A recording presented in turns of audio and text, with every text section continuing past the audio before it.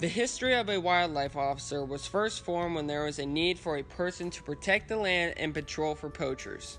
When John Muir created California's national parks in 1890, known as Yosemite National Park and General Grant Parks, there became a need to have some sort of officers out in the field. These men and women would soon be called wildlife officers. In 1900, the creation of the Lacey Act defended the animals in the parks, and it also prohibited illegally shipped wildlife in and around the country. The Lacey Act was one of the first pieces of legislation to be passed that protected the animals in the parks. President Theodore Roosevelt loved nature and he loved all the animals. He thought that there should be a place where the animals could be protected. Thus, he dedicated around 125 million square miles of land to be set as national parks. Now, all of this land needed to be protected, but who was going to do it? There was not a job description that was set up to do this kind of job. The creation of the wildlife officer and game warden would settle this issue. Wildlife officers and game wardens would serve and protect these national parks. They would keep the poachers out and the people safe from danger. In the 1960s, the environmental movement began. The environmental movement, or ecology movement, was the main movement that created the love for the earth. It brought up policies like going green. The phrase going green refers to clean ways of making energy, such as windmills and solar panels. The environmental movement also started the political aspect of solving major problems with the environment. Some of the policies included the polar ice caps melting and maintaining of the national park system. Dr. Kenneth Oswald is the assistant professor of biology at Ohio Northern University, and his primary area of focus is ichthyology, which is the study of fish.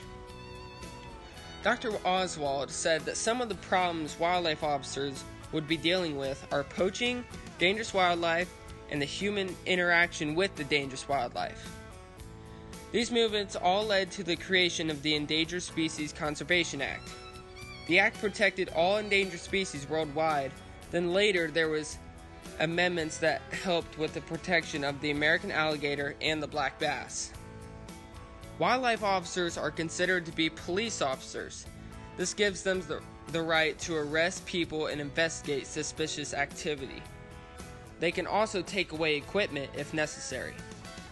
When an officer has patrolled an area, the key things he or she has looked for are signs of a poacher, a disturbance in the wildlife, and whether the people are obeying the laws of the park. Craig Barr is the wildlife officer for Allen County. He said that once an officer has controlled a specific area, then that area cannot be taken away from that officer. Barr also said that in order to get a wildlife officer job, the most important thing someone can do is apply for internships. He said that the bottom line is that internships are the way to go. The way the person knows what they are doing, and the way the officers know who that person is by doing these internships. Jared Fair is a biology major at Ohio Northern University. When asked about applying for internships, he said, "Freshmen are able to apply, but it is usually given to juniors or seniors. But it does not hurt to apply." He highly recommends doing as many as you can because not only is it a once-in-a-lifetime opportunity, it is also a great way to form relationships with potential employers. We need to be protected. The U.S. Fish and Wildlife Service, our primary purpose is to conserve, protect the habitat for wildlife. We have to have a type of law enforcement, to go about regulating those rules. This is my office. Coming outside every day, breathing this fresh air. I live on the refuge. I come outside. I take a little lap around just to see what's going on. And then I could deal with anything from helping with a fishing group.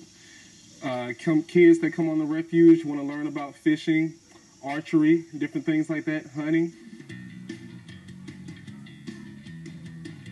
When I go out on a patrol, it can be anything from a vehicle patrol to a foot patrol.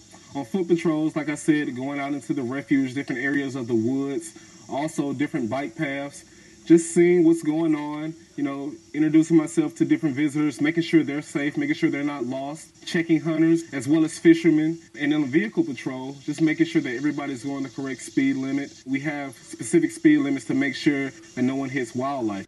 Without wildlife officers, the animals in the national parks and the national parks in themselves will not have any protection, leaving us with a possibility of losing some national treasures.